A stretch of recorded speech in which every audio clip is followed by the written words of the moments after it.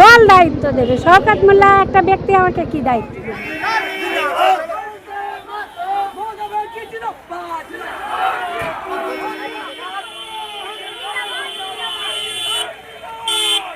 না, উনি আমাকে হাত দেখিয়ে মোটামুটি আশ্বাস দিয়েছেন।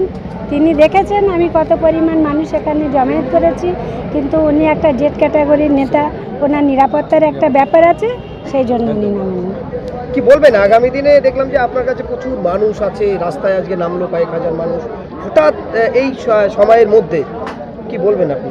দেখুন, 98 সালে সিপিএমের বিরুদ্ধে আমরা লড়াই করেছিলাম, বিপুল পরিমাণ মানুষ আমাদের সঙ্গে ছিল, সেই মানুষগুলো নিয়েই তো আমি এতদিন দলপাটি করে এসেছি। তারা হয়তো ক্ষোভে দুঃখে অনেকে মূর্ছা হয়ে গিয়েছিল, আবার নতুন করে তারা ভাবছে দলটা যেন কোথাও হারিয়ে যাচ্ছে, বিভিন্ন ক্ষুদ্র ক্ষুদ্র দলও গজিয়ে উঠছে।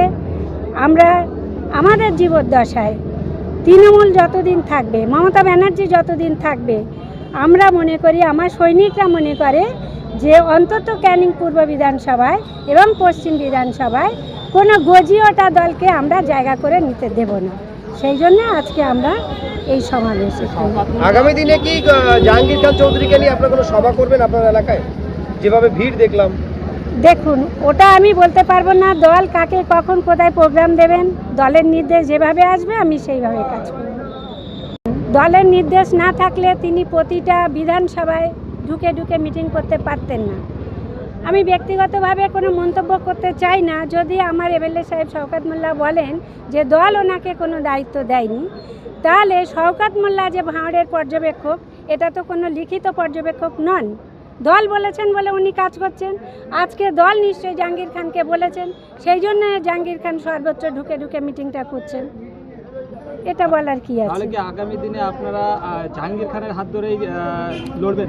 এটা বারবার আমি বলছি, আমি মমতা ব্যানার্জির সৈনিক, আমি অভিষেক ব্যানার্জির সৈনিক, জাহাঙ্গীর খান মমতা ব্যানার্জি অভিষেকের সৈনিক। আমরা একই পথের প্রতীক।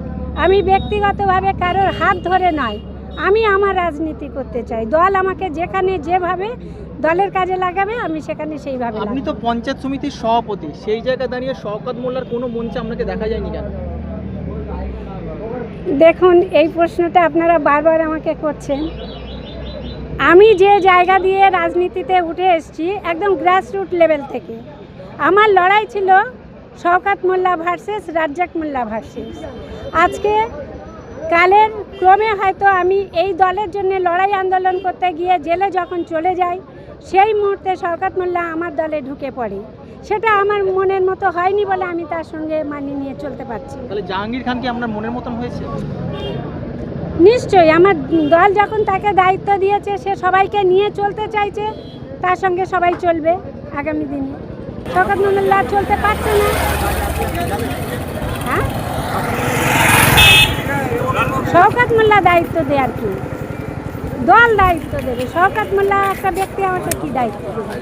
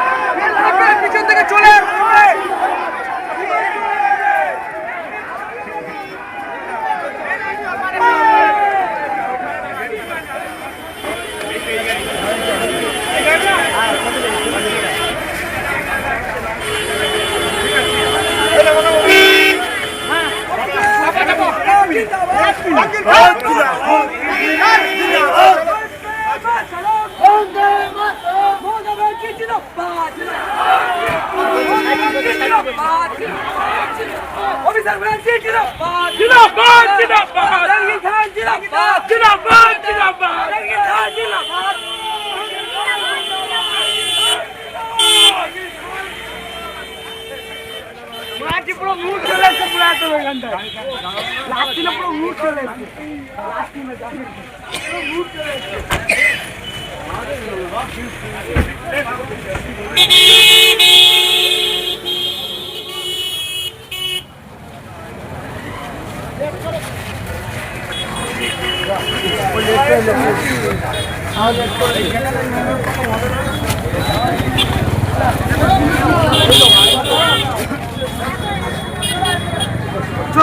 গেল